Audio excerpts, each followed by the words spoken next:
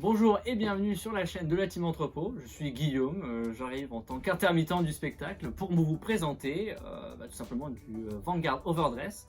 Et mon clan de prédilection étant Stoikea, je vais vous présenter un peu toutes les améliorations que la DBT2 nous a apportées pour cette nation. Et donc voilà, je vais vous faire mon petit top et puis les cartes peut-être un peu sous côté. Et donc pour ça, je commence directement et donc avec des petites mentions honorables. Alors, pour commencer, petite mention pour Schuldfisher Dragon, donc qui est un G3 à 18k, donc comme ça il paye pas de mine. Il a une sorte de restrict qui vous empêche d'attaquer avec si vous n'avez pas call de carte depuis la drop zone, enfin depuis un autre endroit que votre main. C'est-à-dire que, comment la carte est décrite, si vous ne collez pas de rearguard du tout, donc si vous n'en collez pas de votre main, et vous pouvez quand même attaquer parce que juste vous n'avez pas call, donc vous n'avez pas le restrict. Et donc en fait, il est super intéressant parce que déjà dans Magnolia, très bête, mais comme il a du 1000, et si vous faites l'effet de votre grade 3 Magnolia dessus, il va pouvoir attaquer de la macro à 23 parce qu'il y a le plus 5000.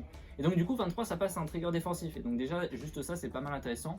Et il a du 1000, donc même s'il est en front row, vous n'avez pas envie de l'attaquer parce que juste il est déjà très gros. Donc facilement défendable. Donc voilà une bonne carte, et en plus on en reparlera un petit peu après pour une carte qui viendra un peu plus haut, mais je vous en dis pas plus. Donc ensuite j'ai un petit order en tant que petit joueur Zorga et que j'aime bien, c'est le Nectar of Sensationalism, je crois que c'est comme ça qu'il s'appelle. Donc il y a un petit order qui paye pas de mine au début, mais en fait il a pas de coût, c'est-à-dire que juste vous l'activez et vous résolvez son effet. Et donc son effet est le suivant, donc vous allez split un rearguard, vous allez lui donner 5000 par tranche de 5 cartes dans la drop zone. Et si vous avez au moins 15 dans la drop zone, vous allez en plus octroyer un crit supplémentaire à l'unité choisie.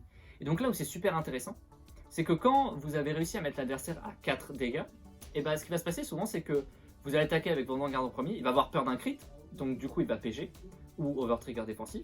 Si vous draft checkez le 10 crit, vous le mettez sur un rearguard, du coup il va le défendre cette autre rearguard là, et vu que vous ne faites que 3 attaques, la dernière attaque il va juste tout simplement la prendre.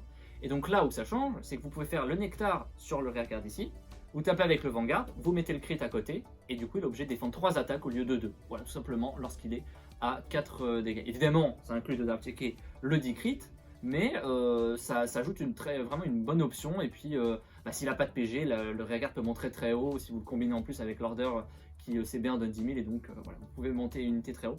Et donc voilà, c'est mes deux petits mentions honorables. Donc ensuite on a tout simplement un order donc, qui s'appelle Overcoming the Unnatural Death. Donc il y a un petit order pour Zorga, il me semble que c'est une commune. Et donc en fait tout simplement CB1 vous bindez cette carte en fait, donc vous pouvez pas la jouer de la main et la réutiliser en plus pour Alchemagic une deuxième fois. Et donc il dit vous récupérez 2 orders de votre drop zone. Là où c'est super cool, c'est qu'il ne précise pas quel type d'order. Donc c'est pas forcément des normal orders, vous pouvez également reprendre le Blitz order qui en fait me fait kiffer dans Zorga, c'est Ghost Chase, enfin d'ailleurs qui est jouable également dans Magnolia. Mais en fait là où c'est super cool, c'est que en fait Zorga a la capacité de ramener n'importe quelle unité de la drop zone.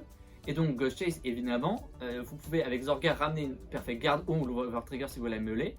D'ailleurs avantage, même si vous n'avez pas draft check l'Overtrigger, ça veut dire que vous l'avez en main ou dans la drop zone. Donc vous pouvez remonter une PG ou un Overtrigger et ensuite avec le Ghost Chase reprendre l'Overtrigger ou la PG en main. Donc en fait ça vous fait une très haute défense pour une attaque qui peut passer du cimetière à votre main, mais vous faites une petite bifurcation par donc les cercles rearguard.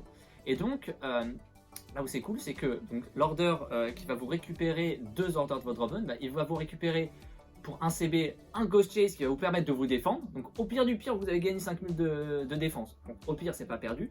Et vous récupérez ensuite un order pour votre prochain tour. Donc en fait, vous avez tout ça, vous avez un peu de défense parce qu'il ne faut pas non plus trop grider, et en plus vous avez de quoi jouer votre prochain tour et continuer un peu la machine à order et pour le prochain tour. Et donc ça c'est super cool. Donc voilà, on récupérait des Ghost Chase, donc si vous l'avez pas en main, vous l'avez peut-être au cimetière, donc vous pouvez le récupérer et ça c'est super cool. Juste après, on a l'order donc Wild Intelligence, donc qui est l'order phare pour Magnolia. Donc qui pour CB1 va meuler les 3 cartes au-dessus de votre deck et va les placer dans la dispersion. Et ensuite, vous pouvez choisir une carte et la call depuis votre drop zone. Et si votre Vanguard est Magnolia, vous allez pouvoir en choisir 2. Et donc, bah, là tout de suite on se dit bon bah on a perdu une carte et on a payé un CB, mais on en gagne 2, donc on fait un petit +1, pas piquer des hannetons, et donc bah, ça nous permet, parce que Manuela se base beaucoup sur le board, il a vraiment besoin de ces unités clés, voilà, donc des rearguards qui peuvent attaquer de la back row, ou alors des bons boosts, et en plus il y a plein de nouvelles mécaniques, il y a plein de nouveaux rearguards dans Manuela, donc je ne vais pas tous les citer, mais voilà, typiquement vous pouvez ramener le dragon, et même les cartes que vous avez dû utiliser pour vous défendre avec une PG ou un rearguard que votre adversaire vous a attaqué en front, et bah juste vous pouvez le ramener, donc ça c'est cool. En plus il y a des rearguards qui ont des effets on play, et donc du coup ça vous permet de les réutiliser même une fois qu'ils sont posés. Et donc voilà, tout simplement c'est un order. En plus si vous jouez la chaîne de ride, bon, Zorga, même s'il n'y a pas vraiment Zorga dessus, bah, ça vous fait un order pour Anchor Chain à défausser et ensuite à reprendre avec le petit dragon. Et donc voilà, tout dépend après de votre chaîne de ride préférée, mais moi je trouve que c'est voilà, une très bonne carte tout simplement, donc il vaut sa place de double rare. Ensuite on a Régurgitation from the Underworld, donc qui est un order plutôt pour Zorga encore une fois, et bah, ça c'est vraiment, alors on se dit, ça nous rappelle un peu le field control, et en fait on n'en avait pas encore avant, autre que taper des regards. Et comme on a que 3 attaques et qu'on faisait des grosses attaques, on n'avait pas trop envie de taper les regards. Et en fait, cet order va tout simplement nous permettre de choisir une unité sur le terrain. Donc peu importe, vraiment une unité chez nous ou chez l'adversaire. Et donc de la retirer. Donc évidemment, on peut retirer n'importe quelle unité, même qu'elle soit à l'arrière. Donc vous pouvez sniper un petit chien, donc ça c'est cool. Et ensuite, vous allez ramener depuis votre drop zone un rear qui a le même grade que le rear adverse détruit.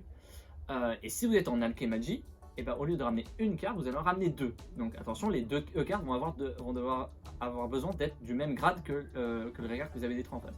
Donc évidemment, le mieux, c'est de détruire un petit G2 en face et de ramener 2 G2E que vous avez peut-être utilisé pour intercept au tour de défense avant. Donc en fait, vous allez ramener des G2, vous allez l'utiliser pour défendre, vous n'avez plus de G2, vous avez les emplacements libres. Ensuite, vous faites l'order, vous détruisez un G2 qui allait intercept en face et vous ramenez 2 dragons ou une Endrina, un peu comme vous voulez. Et donc ensuite, bah, ce que vous pouvez faire, et c'est là où j'aime bien le Shoot Fisher Dragon, c'est que il y a certains match-up, il y en a, enfin certains d'ailleurs, il y en a pas mal. C'est-à-dire que Bastion, bah, le monsieur, il a pas mal de grade 3, donc en fait à retirer, bah, on va avoir quasiment que des grades 3.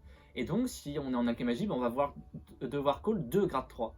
Et donc là où c'est un peu short, bah, c'est que en général dans la decklist, on a que le Zorga en raid deck et 3 Zorga autres. Donc ça peut être compliqué d'avoir 2 grades 3 à ramener, même si on peut en sous-blast 1, si on a Persona Ride, etc. Et donc le Shoot Fisher Dragon, bah, je l'aime bien pour ramener un Zorga et un Shoot Fisher, donc on a un attaquant qui est déjà vraiment pas mal. Et le Zorga, ça peut servir pour un Ghost Chase, pour refaire un Persona Ride au tour d'après. Et voilà, donc j'ai cité le match-up, donc ça peut être Bastion, ça peut être contre Overdress, s'il y a un Varina Valiente, qui d'ailleurs est très compliqué à gérer parce qu'il a 23 000, donc on n'a vraiment pas envie de l'attaquer, il est compliqué à remove du terrain. Et donc là, vous juste sans attaquer, vous le détruisez, puis vous faites vos attaques tranquillou, full face si vous avez envie. Et après ça peut être sur des grades 1, enfin après c'est là où les options sont cool, vous pouvez un peu ramener ce qu'il vous faut, et donc faire un peu attention, ça peut être cool pour les deck build. Est-ce qu'on met un peu plus de G1, on pense à Belle, et vraiment voilà, qui peuvent être ramenés, est-ce qu'on laisse la Mantis, etc. Et donc bah, globalement un order super cool qui vous donne du field control, et ça en aime. Et ensuite, bah, moi mon top 1, c'est tout simplement je sais plus comment ça s'appelle, la triple rare G1, qui en fait lorsqu'elle est call va vous permettre de réduire le coût de votre prochaine Alchemagic. Attention, donc c'est pas le coût de votre prochaine order, c'est le coût de votre prochaine Alchemagic de 1 CB. Évidemment, si vous activez un order qui n'a pas de coût, vous unflippez pas, hein, vous le coûtez chez pas, hein, même si c'est pris sur la carte, voilà. Et donc en fait, ce qui est super cool, c'est que bah déjà juste vous le posez, donc qui viennent de la drop zone ou de votre main, bah vous allez réduire le prochain coût de 1 CB, et en plus quand vous activez un order, et bah il gagne plus 5000. En fait ça vous permet de spammer un peu plus les orders un peu moins agressifs, donc en fait pas le 10 000, et en fait les orders qui call comme la régurgitation en fait ne va pas donner de power up en plus, et donc ça va vous permettre de faire un peu une optique de CA, donc détruire des regards, reprendre plein d'orders en main, vous défendre, etc. Et quand même, en fait, si vous avez le dragon et lui, bah, de quand même faire une jolie colonne à 28, parce que les deux vont gagner 5000. Donc 28, bah, c'est déjà vraiment pas mal en fait. C'est au-dessus d'un trigger. Lorsque vous attaquez à 28 et que l'adversaire est à 13, et bah, il y a un trigger seul ne suffit pas, parce que c'est 28 contre 28. à la rigueur un front, qui est d'ailleurs des bonnes options pour tous les clans qu'on vient de recevoir dans la DBT2. Et ensuite, ce qui est super cool, c'est que vous pouvez le ramener de la dispersion. Donc en fait, à partir du moment où vous avez un CB et que votre alchémagie allait coûter un CB, en fait c'est un réel gratuit. Vous CB1, vous le collez de la drop zone. Et comme il vous réduit le coût de CB, en fait le CB que vous utilisez pour le call, en fait vous le récupérez juste parce qu'il est là. Et donc ça vous fait un boost après pour toute la partie qui va vous aider à passer des bons paliers. Et donc voilà, tout ça. En fait, les effets les plus forts sont les plus simples. Réduire le coût d'un CB et un petit power-up bien sympa. Et donc voilà, c'est un grade 1. Donc on détruit des grades 1, on peut en amener plein pour faire des attaquants qui tapent à 13 000 tout seul au final. Donc même si on n'a pas de carte derrière, ça suffit pour mettre la pression à un Rare ou un Vanguard. Et donc voilà, très bonne carte. Et voilà, tout simplement mon top 5 des cartes de Stoichkea. Après, j'en ai pas cité, mais il y en a beaucoup d'autres. Je pense à l'éléphant qui vous permet d'attaquer dans Magnolia, de passer des paliers en plus de sous-charge, sachant que la soul est une ressource assez précieuse. Magnolia, en fait, en général, a des effets puissants, mais il n'a pas accès à beaucoup de CB et de soul, et donc ça permet de compenser tout ça. Et voilà, donc il y a ça. Est-ce que dans Zorga, on va explorer un peu des unités qui vont permettre d'enlever de la bind zone et de remettre en drop? Voilà, plein d'options deck build. Je sais pas encore les ratios d'order dans Zorga. Est-ce que dans Magnolia, on va jouer beaucoup de G3 parce que tous les G3 sont intéressants? Ou est-ce qu'on va quand même rester sur un bon early et juste pas trop spammer les G3? Voilà, il y a plein de possibilités. Moi, ça me vaille pas mal. Enfin, voilà, j'ai un peu réfléchi à comment gérer tout ça, mais j'espère que je vais bien m'amuser avec tout ça. Et puis, j'espère que vous aussi. Donc, moi, c'est fini pour moi. C'est mon top 5 des cartes de la DBT2 pour la nation Stoichkea. Je remercie les BG de la team Entrepôt qui m'ont invité sur leur plateau incroyable. Et donc voilà, si c'est pas déjà fait, achetez vos cartes. Moi j'ai plein d'attentes et puis je m'amuse vraiment bien. Je redécouvre un peu Vanguard et ça me fait vachement plaisir. Et donc jusqu'alors, pour de prochaines vidéos, portez-vous bien et puis à la prochaine sur la team Entrepôt.